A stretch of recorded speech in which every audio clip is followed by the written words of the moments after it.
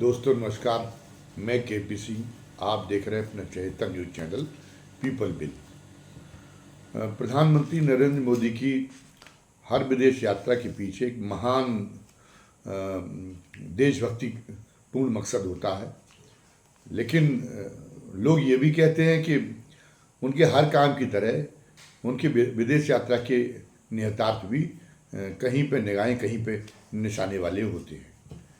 प्रधानमंत्री को हाल ही में उनको बहुत ही प्रतीक्षा करनी पड़ी। वो उसके लिए बहुत लालायित थे कि G7 देशों का जो कनाडा में सम्मेलन हो रहा है और उस सम्मेलन का आमंत्रण उनको मिले, लेकिन कनाडा ने काफ़ी तरसाया और फिर एंड टाइम पर उनको निमंत्रण भेज ही दिया। तो उसके बाद में वो खुशी खुशी वहाँ उनको जाना था तो वो चले भी गए। वो काफ़ी फूले नहीं समाये थे जिस तरह से जा रहे थे, लेकिन जबकि उसके पहले वो ये कह चुके थे कि अगर उनकी तरफ से, मतलब उनके समर्थकों की, उनके भक्तों की तरफ से ये कहा गया था कि प्रधानमंत्री नरेंद्र मोदी को कोई तमन्ना नहीं है कि वो G7 देशों के सम्मेलन में भाग लें, और अब अगर उनको निमंत्रण मिलेगा भी, जब उसमें विलम्ब हुआ निमंत्रण में, एंड टाइम तक निमंत्रण नहीं आया, तो ये कहा गया कि अगर निमंत्रण अब मिलेगा भी तो वो नहीं जाएंगे। लेकिन वो, जैसा कि पता है आप सभी को कि वो जैसे ही निमंत्रण मिला, उन्होंने आनंद फानंद पूरी तैयारी करके और पूरे गाजे बाजे के साथ में, और वो G7 देशों के सम्मेलन में भाग लेने के लिए कनाडा की ओर चल ली। कनाडा की यात्रा के साथ साथ में उन्होंने 2 देशों की यात्रा और की उसके पहले, कनाडा पहुंचने के पहले। उनमें एक देश है साइप्रस। अब साइप्रस के पीछे ये बताया गया, और जो उनका महान देशभक्तिपूर्ण उद्देश्य था वो ये था कि साइप्रस जो है वो, साइप्रस और तुर्की में बहुत लंबे समय से झगड़ा चल रहा है। दोनों के बीच में 1974 से ही राजनयिक संबंधों का विच्छेद हो चुका है। तुर्की ने साइप्रस साइप्रस की आबादी पर के एक हिस्से पे कब्जा कर रखा है। तो अब वो साइप्रस जब प्रधानमंत्री जाएंगे तो तुर्की को मिर्ची लगेगी, और उसको समझ में आएगा कि जो उसने ऑपरेशन सिंदूर के समय जो पाकिस्तान का सपोर्ट किया था, कहा जाता है कि उसी ने पाकिस्तान को वो ड्रोन उपलब्ध कराए थे जिनसे कथित तौर पर कुछ भारत के कुछ लड़ाकू विमान को मार गिराया गया। तो ये उसी की कारस्तानी थी, और अंतर्राष्ट्रीय मंच पर भी उसने पाकिस्तान की हिमायत की थी। तो तुर्की को सबक सिखाने के लिए, तुर्की को मूर्छे लगाने के लिए वो साइप्रस गए थे। अब साइप्रस क्या है, किस खेत की मूली है, ये भी समझ लें। साइप्रस की कुल आबादी 12 लाख। अब 12 लाख की आबादी के ये बताया गया कि वहाँ जब प्रधानमंत्री पहुँचे तो दोनों के बीच में व्यापारिक संबंधों को और बढ़ाने का के समझौते हुए, उस पर बातचीत हुई, उस पर प्रगति हुई। लेकिन क्या 12 लाख की आबादी वाले देश में भारत क्या व्यापारिक संबंध बढ़ाएगा? वहाँ कोई 12 लाख के कोई ऐसा भी नहीं कि बहुत सामान बेचा जा सके। 12 लाख की आबादी में बेचने की क्या गुंजाइश हो सकती है? भारत के छोटे शहरों से भी कम आबादी है जिस साइप्रस की, और जो है, और साइप्रस बदले में साइप्रस से कौन सा बड़ा अमूल्य खजाना मिल सकता है? वो कोई सेमीकंडक्टर के जो बनाने में जो इस्तेमाल होता है दुर्लभ खनिज, वैसी कोई चीज़ भी, करामाती चीज़ भी साइप्रस से मिलने की उम्मीद नहीं है। बहरहाल साइप्रस की उद्देश्य से कौन सा एक कूटनीतिक तीर मारने गए हैं, ये तो बताना ही था नरेंद्र मोदी जी के पक्षधरों को, तो ये इसलिए बताया गया। लेकिन अब साइप्रस एक मामले के लिए एक और चर्चित है। दुनिया में कुछ देश हैं जिन्हें टैक्स हेवन देश कहा जाता है, कर चोरों के स्वर्ग कहे जाते हैं वो देश। साइप्रस है, पनामा है और मॉरिशस है, और इन्हीं देशों की सूची में जो है सेशेल्स आता है, आइलैंड प्लाऊ आता है, तो ये इस ढंग के कैमेन आता है। तो ये देश हैं, ये कई देश हैं। तो इनमें ये रहता है कि इनमें आप जो है, जैसे इसमें उदाहरण ले लें, इसी को साइप्रस को ही उदाहरण ले लें, तो साइप्रस को ब्लैक लिस्टेड कर दिया गया था यूरोपीय यूनियन के द्वारा, इसी वजह से कि वहाँ पे कोई कर के मामले में कोई भी पारदर्शिता नहीं है, कोई भी जानकारी किसी देश को नहीं देते। वो ये कहते हैं कि वो दुनिया के श्रेष्ठतम जो श्रेष्ठतम उनको नहीं कहना चाहिए, दुनिया के जो जो अति संपन्न लोग हैं उन लोगों को वो लुभाते हैं कि वो हमारे यहाँ के निवेश करें, मतलब हमारे यहाँ बैंकों में पैसा जमा करें, बॉन्ड खरीदें या किसी रूप में बड़े पैमाने पर निवेश करें या कोई उद्यम स्थापित करें या जो है उसमें कोई व्यवसाय करें। तो एक अमाउंट बड़ा होना चाहिए, ह्यूज अमाउंट होना चाहिए। तो उसके उसके बदले में हम जो है वो उनका वो जो करेंगे तो उन पे हम उनकी जानकारी किसी को नहीं देंगे और उसके जो है और उसके मामले में उनसे कोई कर भी वसूल नहीं करेंगे पूरा जो है। और वहाँ ये तमाम ऑडिट कंपनियाँ, वहाँ कारोबार के नाम पे ऑडिट कंपनियाँ हैं, जिन ऑडिट कंपनी का एक ही काम है कि जो दुनिया के तमाम दूसरे देशों से जो जो लोग हैं जो वो धन जो लाते हैं, काला धन जो लाते हैं, उस काले धन को वो ऑडिट कंपनियां फर्जी उसके जरिए कारोबार दिखा के और उस कारोबार का लेखा जोखा बना के और उसको सफ़ेद उस स्याह धन को सफ़ेद करने का काम करती है। इस मामले में उनको ये उनकी महारत इस मामले में हासिल है, ये है। तो इसीलिए इसको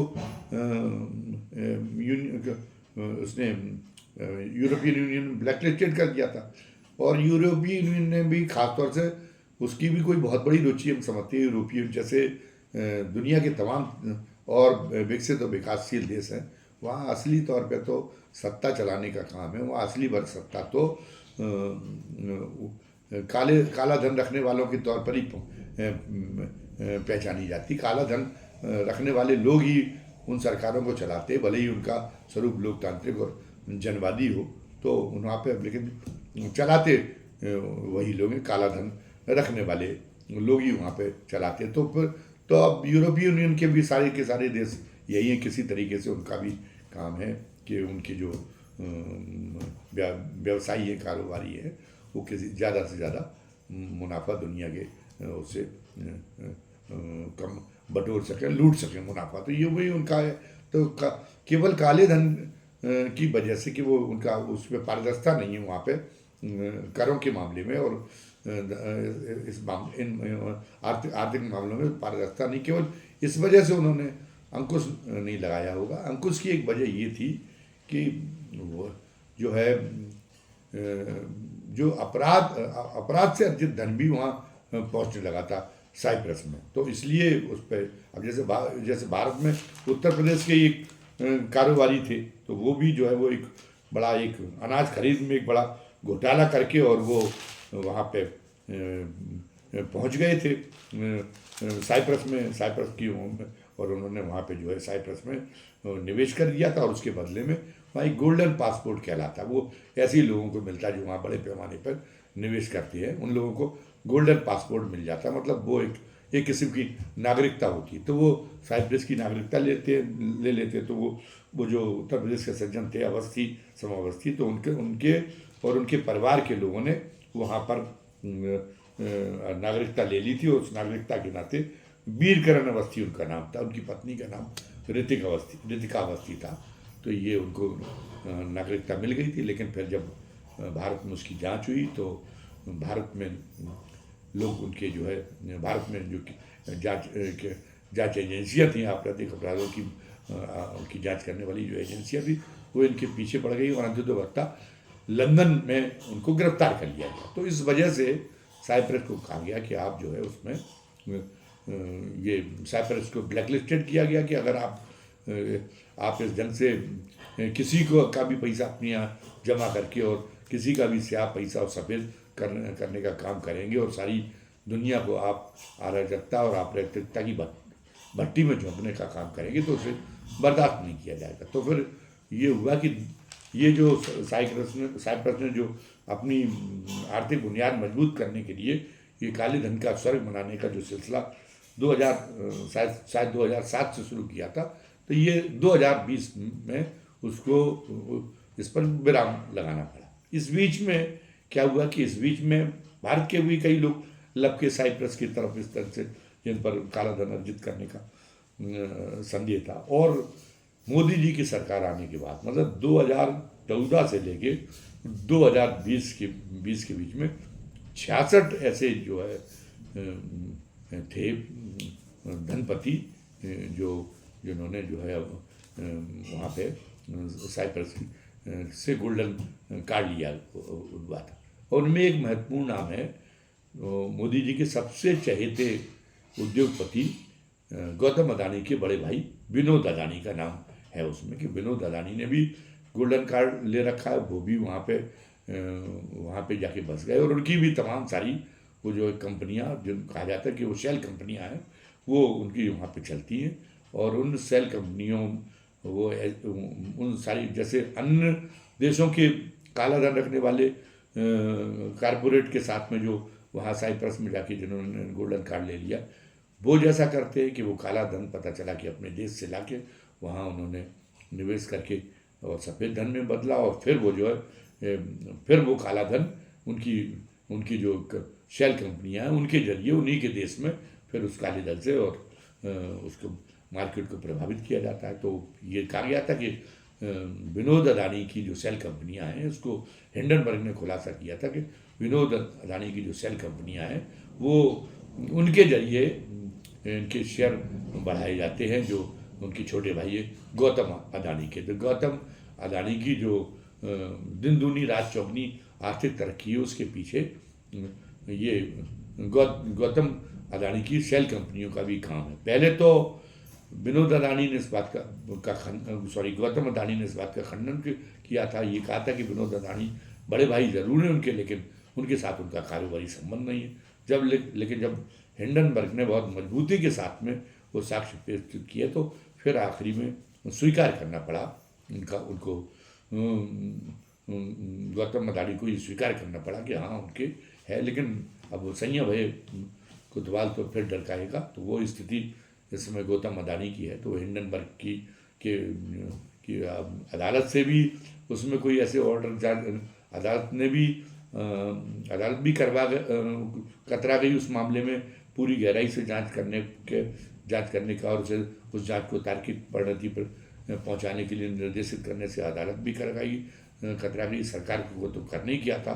और माधवी बुच तो इसके कारण से जो सेबी के अध्यक्ष रहते हुए उन्होंने जिस ढंग से अदानी उद्योग समूह जैसे कारपोरेट को संदिग्ध कारपोरेट को बचाया, वो तो सब लोग जानते ही हैं। तो वो एकदम होता रहा। तो इसलिए तो अब ये कहा जाता है कि गौतम अदानी का वहाँ पर एक वहाँ उनके पास तो खैर कहा क्या जाता है, उनके पास में तो है ही साइप्रस की जो है वो उसके गोल्डन पासपोर्ट उनके पास में है ही साइप्रस की नागरिकता वो ले ही चुके हैं। तो चूँकि अदानी परिवार से बड़े मजबूत संबंध हैं नरेंद्र मोदी जी के, बल्कि ये है कि वो एक तरह से कहीं ना कहीं कोई किसी न किसी स्तर पर उनसे बहुत बड़ा सगापन है उनका गौतम अदानी का और हमारे प्रधानमंत्री जी का। तो ये तो लोग अब कड़ियाँ जोड़ रहे हैं, लोगों को तो है कि नहीं एक साइप्रस जाने के पीछे उनका एक इंटरेस्ट ये भी हो सकता है कुछ इस मामले में कि गौतम अदानी को का हालचाल देखने के लिए गए हों। कहा जाता है कि भारत के एक राजनेता भी छद्म रूप में गौतम अदानी के नाम से बेनामी तौर पे उनकी गौतम अदानी की और विनोद अदानी और गौतम अदानी दोनों में उनका जो है धन लगा हुआ है। अब ये तो इस तरीके की अटकल पच्चू की बातें हैं इनमें। अब इनमें कितनी सच्चाई है हमारे पास में कोई ऐसी वो नहीं है जांच की, हमारी क्षमता इतनी नहीं कि हम इस मामले में कोई बहुत ही पुष्टिकारक बात कह सकें। लेकिन लोग इस बात को जोड़ रहे हैं कि कहीं ना कहीं अदानी की आर्थिक सेहत में कुछ गड़बड़ा गई थी जब जो उनके बीच में जंग शुरू हुई है, जंग चल रही है जो ईरान के और इजराइल के बीच में। और वो एक बड़ा बंदरगाह जो इजराइल में जो उनका था विनोद अदानी का गौतम अदानी का हाइफा बंदरगाह जो था उसको जो है उसने जो ईरान ने ध्वस्त कर दिया है, उससे जो एक बड़ी चोट पहुंची है गौतम अदानी को। तो उस चोट की भरपाई कराने में उनके भाई के माध्यम से उनकी भरपाई करने में क्या जतन किया जा सकता है, ये भी एक है। अदानी परिवार के शुभचिंतकों के दिमाग में ये बात भी है, और उनके एक शुभचिंतकों में ये तो खैर वो छुपाते भी नहीं है। योगी मोदी जी भी उनके एक बड़े शुभचिंतकों में हैं। अब ये जो मोदी जी सत्ता में तो इसलिए आए थे क्योंकि इस देश में ये कहा जाता है कि काले धन की जो समानांतर अर्थव्यवस्था है, जो मूल अर्थव्यवस्था उससे भी ज़्यादा बहुत ज़्यादा प्रभावशाली है। और इस अर्थव्यवस्था को अगर समाप्त कर दिया जाए, इस अर्थव्यवस्था पर अगर काले धन की समानांतर अर्थव्यवस्था पर अगर पार पाया जा सके, तो भारत में कोई नया टैक्स देने की ज़रूरत तो कई वर्षों पड़ेगी नहीं।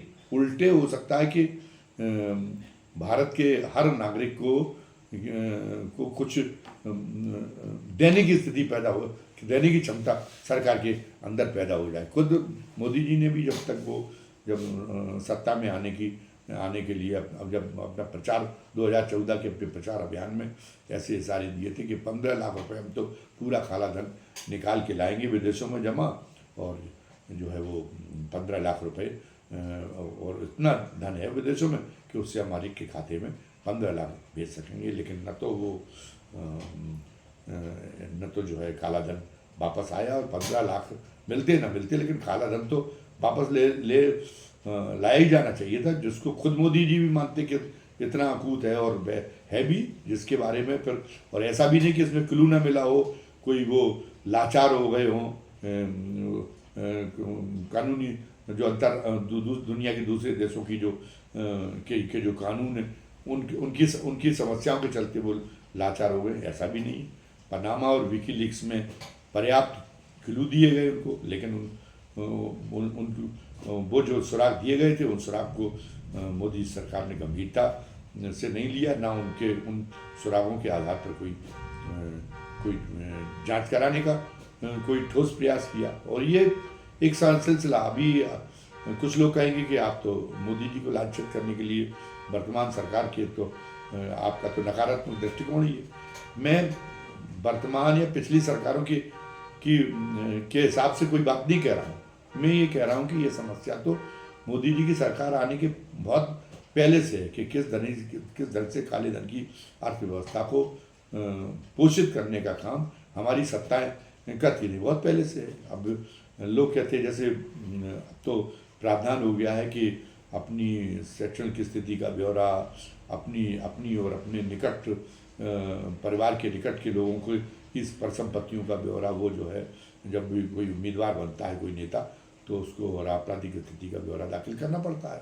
तो उसमें हमारी जैसे कांग्रेस की जो सबसे बड़ी नेता है सोनिया गांधी भी वो दाखिल करती रही वो ब्यौरा, और उसके बाद में अब तो राहुल गांधी तो थे ही, और उसके बाद में प्रियंका गांधी भी राजनीति में आई, उनके द्वारा भी ब्यौरा प्रस्तुत किया जाता रहा। और साथ में ये कहा जाता है कि वो पंडित जवाहरलाल नेहरू ने तो अपना आनंद भवन तक दान दे दिया था। इंदिरा गांधी जब सत्ता में से हटी थी वहाँ पे जो है 1977 में, तो जयप्रकाश जी को हालांकि उन्होंने बंद रखा था, और लेकिन जयप्रकाश जी ने कोई भी उस ढंग की भावना दुर्भावना को घर नहीं करने दिया था। वो उनके पिता पंडित नेहरू उनके मित्र थे इंदिरा जी के, तो वो खुद उन्होंने इंदिरा जी से संपर्क किया था और उससे पूछा था कि अब जब आप सरहद की सत्ता चली गई तो आप कहाँ रहेंगी और कैसे आपका खर्चा चलेगा। तो कहने का मतलब है कि उनका बड़ा दयनीय चित्रण किया जाता है कि उनके पास में कोई खास पैसा नहीं है। पूरी उनकी जो चलती है राजनीति, वो तो और कांग्रेस पार्टी की जो राजनीति चलाती है वो तो पार्टी में जो पैसा आता है चंदे से और पार्टी का जो पैसा उससे चलती है, लेकिन व्यक्तिगत रूप से उनकी स्थिति कोई बहुत अच्छी नहीं।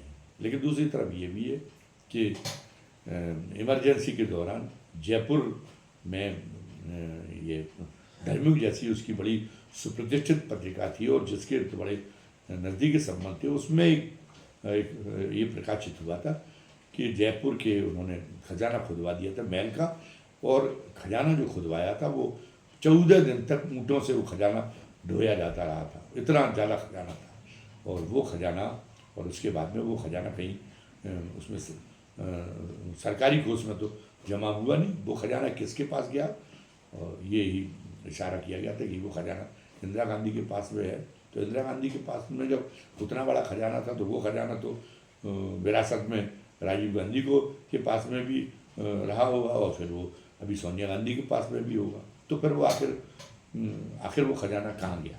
पहले लोग ये संदेह करते थे कि बड़े सत्ताधारियों के, बड़े उद्योगपतियों के, बड़े इन लोगों के जो खजाने हैं, वो इन लोगों का जो इतना ज़्यादा जो दौलत है, जो इतना कम वो प्रदर्शित करते हो, जो उनकी वास्तविक धन है वो स्विट्ज़रलैंड की बैंकों, स्विस बैंकों में जमा है। और पहले स्विस बैंकों को भी माना, स्विट्ज़रलैंड को उन बैंकों के कारण ही जो काला धन का स्वर्ग कहा जाता था।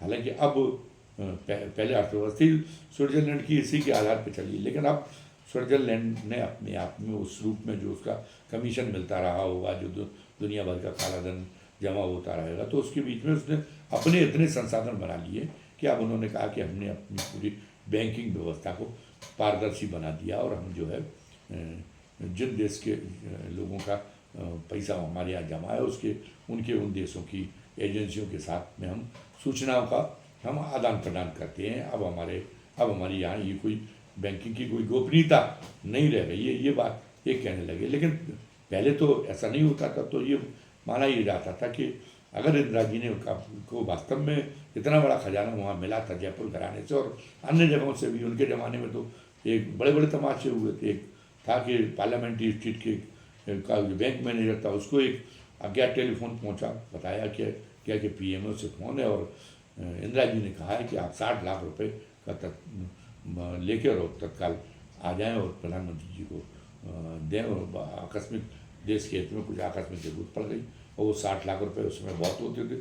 उन्होंने पूरी बैंक खाली कर ली, पूरा 60 लाख रुपए जमा करके वो देने के लिए निकले। और उसके बाद में न तो वो 60 लाख रुपए का आज तक पता चला है, और ना वो जो बैंक मैनेजर साहब थे उनका कोई पता चला है। बहुत बड़े बड़े घोटालों का भी जिक्र होता रहा। तो ये संदेह किया जाता रहा कि वो बैंक, वो पैसा उन लोगों का जो कि वहाँ पे नाम से खाते नहीं होते थे, कोड के आधार पर होते थे, वो कोड वो जो है उन्हीं कोड से खोले गए, उनके भी खातों के कोड थे, और उन्हीं खातों में वो पैसा जमा होता था।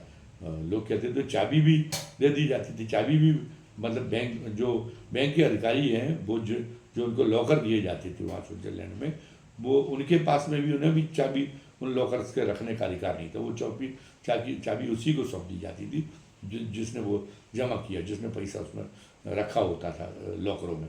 तो कहा जाता था कि जब संजय गांधी की विमान दुर्घटना में से मौत की खबर इंदिरा जी को मिली, तो सबसे पहले वो दुर्घटना स्थल पर पहुंची, और वो वहाँ पर जो है वो उसको टटोलती रही, चाबी ढूंढती रही। वो जो हेलीकॉप्टर जो क्रैश हुआ था उसके मलबे में। अब किंवदंतियाँ हैं, इनमें कितनी सच्चाई है। बहरहाल फिर मामला आया कि जो सोवियत संघ, राजीव गांधी के, और उनका तो बड़ा घरोवा था अमिताभ बच्चन का। तो कहा गया कि उस घरोवा के तहत जब स्विट्ज़रलैंड से चावल निर्यात का बहुत बड़ा एक करार हुआ था, शायद 30 अरब रुपए का या डॉलर का ऐसा कोई करार था, तो बताया चला कि वो राजीव गांधी के हस्तक्षेप से वो पैसा जो है उनको दे दिया गया था। अमिताभ बच्चन को, जो अमिताभ बच्चन है वो पैसा नहीं, ठेका उनको दे दिया गया। तो उससे उन्होंने जो कमाई की, उस कमाई का भी उन्होंने प्रॉपर टैक्स हिंदुस्तान में भारत की सरकार को नहीं दिया। और वो जो है वो स्विट्ज़रलैंड में उन्होंने जमा तो किया ही होगा, साथ साथ में उन्होंने वहीं की नागरिकता ले ली। वो बहुत पहले स्विट्ज़रलैंड की नागरिकता में शामिल हो गए थे। और कहा जाता है कि उस मामले में उन्होंने अपने भाई को, यानी अमिताभ बच्चन को भी गच्चा दे दिया था। अमिताभ बच्चन भी वो जो है लाभ उठाने में कोई मतलब पीछे नहीं गए। और अमिताभ बच्चन का भी ये था कि हाँ, उनका नाम बोफोर्स की दलाली किसने ली, तो अमिताभ बच्चन का नाम आया था। हालांकि वो जितना ब्रिटिश अखबार ने उसको छापा था, अमिताभ बच्चन का नाम लोटस, उसका बताते हैं कि कोड जो है, कोड नेम लोटस था, जो जिस खाते में ये दलाली की रकम, बोफोर्स की दलाली की रकम स्विट्ज़रलैंड में जो खाते में जमा की गई थी वो लोटस है। और लोटस को जोड़ दिया था लोगों ने अमिताभ बच्चन से। तो अमिताभ बच्चन ने उस पर अखबार के खिलाफ मानहानि का दावा दायर कर दिया था। और वो उसके बाद में वो उस अखबार को दोषी करार दिया गया था और उसको एक बड़ा जो है हर्जाना देना पड़ा था। लेकिन इससे ये साबित नहीं हो जाता कि जो उसने खबर छापी थी वो सही नहीं होगी, इससे ये साबित नहीं होता। कई बार चीज़ों को साबित करना, अनुमान तो लग जाता है, अनुमान को भी एक प्रमाण के रूप में मान्यता दी गई है, लेकिन अदालत में अनुमान की मान्यता नहीं चलती। तो कई बार अदालत में साबित करना बहुत मुश्किल हो जाता सच्चाई का। तो शायद हो सकता है, मैं ये पुख्ता तौर पे ये नहीं कह सकता कि नहीं वो अमिताभ बच्चन ने कुछ ऐसा दलाली खाई होगी, लेकिन मैं ये कह रहा हूँ कि लेकिन मैं उनको जो है संदेह से बरी भी नहीं कर सकता कि वो उनको जो है उससे अखबार उस मामले में दोषी साबित हो गया था और उन पर ये आरोप प्रमाणित नहीं हो पाया था अदालत में, तो अदालत ने उनको क्लीन चिट दे दी थी। तो मैं उसके लिए मैं ये भी नहीं मानता कि नहीं वो मैं इस क्लीन चिट को मानने के लिए बाध्य हूँ, ऐसी भी स्थिति नहीं है। मैं फिर वही दोहराता हूँ कि बहुत सारी सच्चाइयाँ अदालत में साबित नहीं। फिर ये कहा गया, फिर आए अमर सिंह से, और अमर सिंह बहुत इस मामले में बहुत माहिर थे। उनको दुनिया के जो टैक्स हेवन देश हैं वो पता थे। वो अपने मित्रों को, उनका मुख्य कारोबार यही था कि वो उनसे जो नेता उनसे संपर्क में थे, फिल्म अभिनेता जो संपर्क में थे, सहारा जैसी जो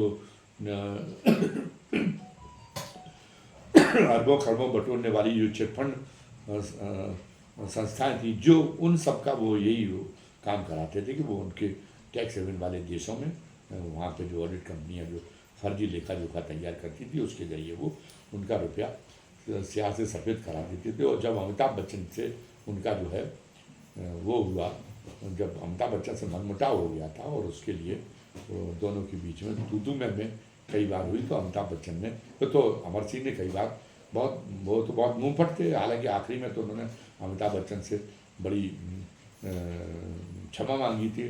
खाते में मरते समय चाहता हूँ मेरा बड़ा भाई मुझे क्षमा कर दे। अमिताभ बच्चन को वो बड़ा भाई क्षमा कर देते थे। लेकिन जैसा कि मैं बता चुका हूँ कि उनका धंधा भी तो ये था, तो वो एक ऐसे व्यक्ति का, एक अपराधी की गवाही का अगर ये साबित कर दिया जाए तो एक न्यायिक सिद्धांतों में है कि उसकी गवाही मूल्यहीन हो जाती। तो उन्होंने ये कहा कि मुझसे गलतियाँ हुई, तो ये मतलब एक तरह से उन्होंने अमिताभ बच्चन को बिल्कुल उजला साबित उनकी छवि को उजली करने की कोशिश की। लेकिन उसका कोई अर्थ नहीं है, क्योंकि अमर सिंह खुद भी कोई ऐसे आदमी नहीं थे जो उनकी गवाही को उनकी जो है उनकी कोई सनद को बड़ा ये प्रमाणिक कहा जा सके, तो वो नहीं थे। ये कहने का मतलब ये था। फिर पनामा और विकीलीक्स ने भी जिन नामों पर हिंदुस्तान में काला धन रखने वालों पर जिन पे इशारा किया, उनमें भी प्रतीत होता कि अमिताभ बच्चन हैं और अमिताभ बच्चन के खिलाफ, लेकिन अभी प्रमाणित साक्ष्यों के साथ कोई चीज़ स्थापित नहीं की जा सकी है कि उनके पास में काला धन था। और या ये है कि सरकार को रुचि भी नहीं। अमिताभ बच्चन तो खैर अब तो जिसकी सत्ता रहती है उसके चहेते बन जाते हैं। अब तो बिग बी वर्तमान में तो मोदी जी की भी चहेते हैं, तो खैर उनकी क्या होगी। बाकी लोगों के भी जब जो बाकी संदिग्ध लोग हैं काले धन के लिए, उनके खिलाफ जांच नहीं हो रही, तो फिर इनके खिलाफ क्या होगी। एक मामला विश्वनाथ प्रताप सिंह के मामले में उस समय एक कैरिबियन द्वीप था, उसका नाम आया था सेंट किट्स का।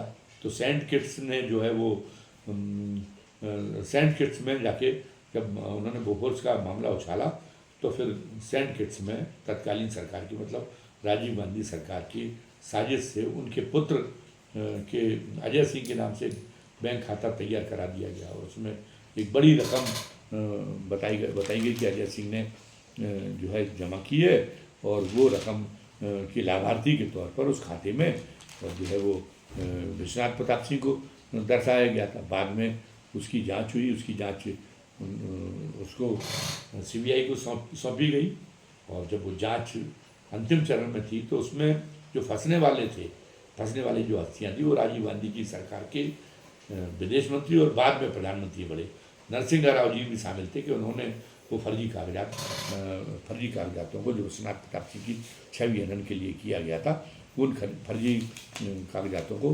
प्रमाणित करने का काम वो जो है उन्होंने किया था। तो उस समय पे उनका उसमें उस कैरिबियन द्वीप में उनका उस सेंट किट्स में अजय सिंह के तथाकथित खाते की जांच हुई, तो उसमें फर्स्ट टेस्ट का ऑपरेशन था उसका, सेंट किट्स की जो बैंक थी वो उसका नाम था फर्स्ट टेस्ट का ऑपरेशन। उसमें जो है ये इनका खाता जो है वो इनके नाम से एक बड़ी रकम जमा कराई गई थी अजय सिंह के नाम से। वो फिर जब वो विश्वनाथ प्रताप सिंह सरकार में आ गए तो फिर सीबीआई ने जांच की, और सीबीआई ने जांच में फिर नरसिंहा राव, चंद्रा स्वामी, के तिवारी, तमाम सारे ऐसे जो नामचीन लोग थे वो सारे उसमें पकड़ में आ गए थे।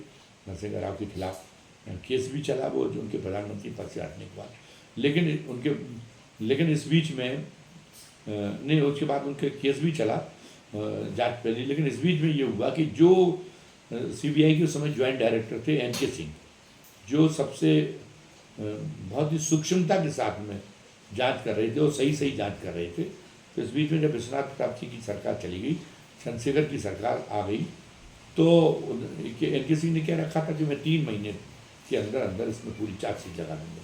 तो वो 3 महीने हो पाते उसके पहले ही एनके सिंह को बिना कारण बताए हटा दिया गया, और उसके बाद में वो यहाँ से ठंडे बस्ते में चली गई। चंद्रा स्वामी से पूछताछ होनी थी, वो चंद्रा स्वामी से पूछताछ भी नहीं हो पाई, और अंततोगत्वा उसका निष्कर्ष ये निकला कि केस को इतना कमजोर कर दिया गया कि वो जो है वो उसमें सारे लोग बरी हो गए, नरसिंहा राव और सब लोगों का, उनका बुढ़ापा जो है कलंकित नहीं हुआ, नरसिंहा राव साहब बच गए। लेकिन एक साजिश हुई थी। तो कहने का मतलब ये कि सेंट किट्स भी एक कैरेबियन जो द्वीप है सेंट किट्स, वो भी इस मामले में बड़ा कुख्यात है काले धन की अर्थव्यवस्था के मामले में।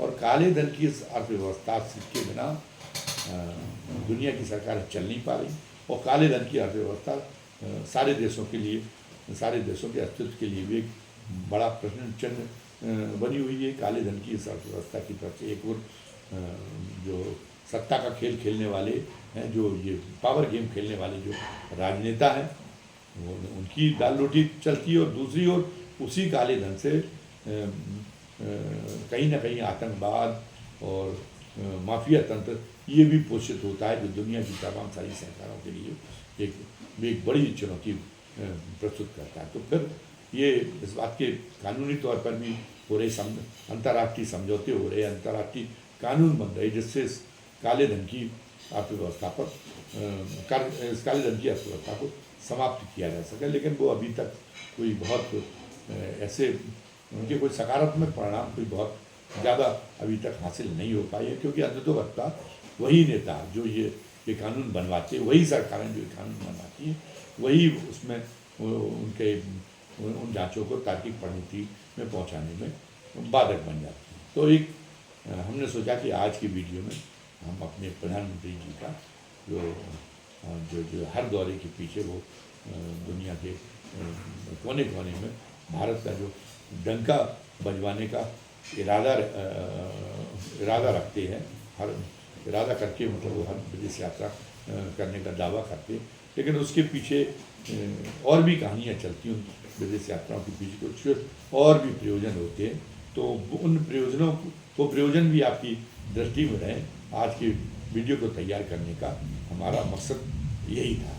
वीडियो समाप्त करने के पहले हम अपने उन दर्शकों से जिन्होंने आज ये हमारा वीडियो पहली बार देखा है और उन्हें ये वीडियो रुचिकर लगा हो, वैचारिक उत्तेजना से परिपूरित लगा हो, और उनकी हमारे चैनल में दिलचस्पी जागृत हुई हो, तो हमारी उनसे जो है उनसे हमारा निवेदन है कि बराए मेहरबानी वो हमारे इसको चैनल को सब्सक्राइब करें, लाइक करें, और जो इसमें बेल आइकॉन होता है, घंटी के आकृति का बटन होता है, उसको दबाएं, ताकि जो भी अपने इस चैनल पर हम वीडियो डालें उस वीडियो का नोटिफिकेशन उन तक पहुंच जाएगा।